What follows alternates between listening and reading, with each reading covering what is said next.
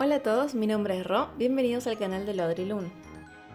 El día de hoy vamos a estar haciendo una manualidad para Halloween. Se trata de un set de pintura para pintar en madera una casita embrujada. Viene con todo lo que necesitamos, es de la marca Flying Tiger y sale aproximadamente unos 2,50 €. Veamos qué incluye este set por dentro.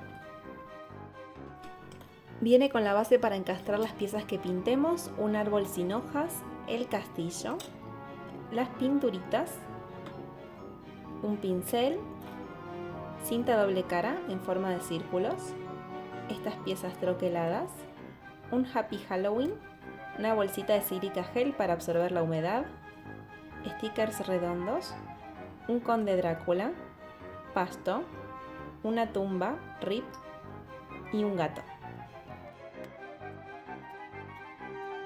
Antes de seguir, quiero separar primero estas piezas troqueladas que vienen con las formas de calabaza, fantasmitas, murciélago y ventanas. Ahora sí, vamos a lo más divertido, que es pintar cada una de las piezas. Por aclarar, lo que es pintura solo utilicé la que venía con el set, y en lo que son los pinceles usé el que venía en el set y además uno mío que es más ancho para pintar las zonas grandes. Para la calabaza y las ventanas no usé el naranja tal cual venía en el pote, sino que lo mezclé en la paleta con un poco de rojo para que quede un tono más oscuro. Una vez seco, pinté una segunda capa. Para los fantasmas, como la cara del conde Drácula, utilicé el color blanco del set. También hice dos capas, aunque este tono blanco es poco pigmentado y hace que no cubra tan bien el tono de la madera. El Happy Halloween lo pinté con rojo tal cual viene en el pote y pinté solamente las letras. El gato lo dejo en blanco para pintar más adelante. Para el árbol quería un tono marrón oscuro y como no viene en el set de colores, lo armé en la paleta mezclando el verde con rojo y un poco de negro. Luego, los detalles de la capa, como las letras del RIP, las pinté con rojo, y el gato, el pelo del conde y el resto de la capa lo pinté con negro. Llegó el turno del castillo. Primero pinté la base con dos capas de color gris, que como no viene armado en el set, lo hice mezclando blanco con un poco de negro. Aproveché que tenía armado este color para pintar la base de la tumba y luego con negro pinté los bordes de la misma.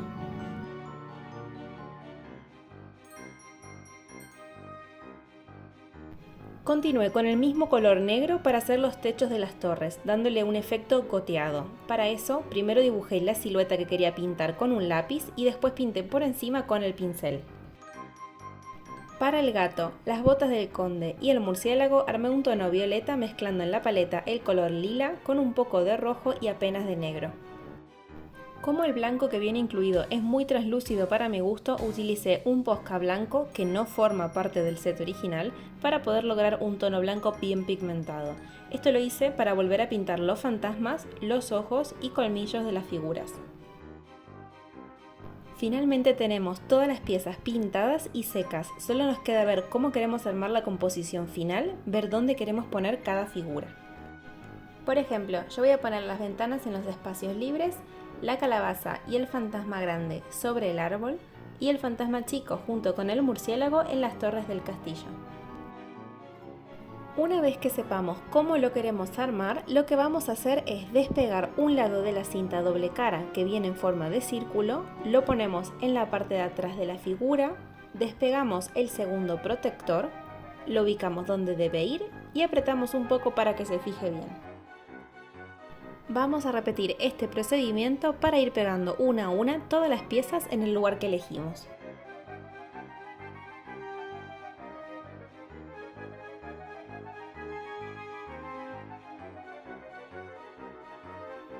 Ya solo nos queda armarlo. Como referencia, cada pieza tiene un tamaño distinto de base para que sea más sencillo saber dónde debe ir encastrada cada una. De todos modos, si tenemos dudas, nos podemos guiar con la imagen que viene en la caja.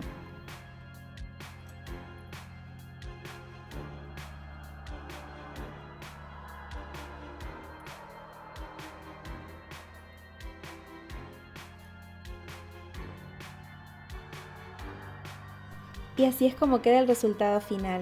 Me pareció una manualidad súper sencilla para decorar este Halloween y me divertí mucho haciéndola.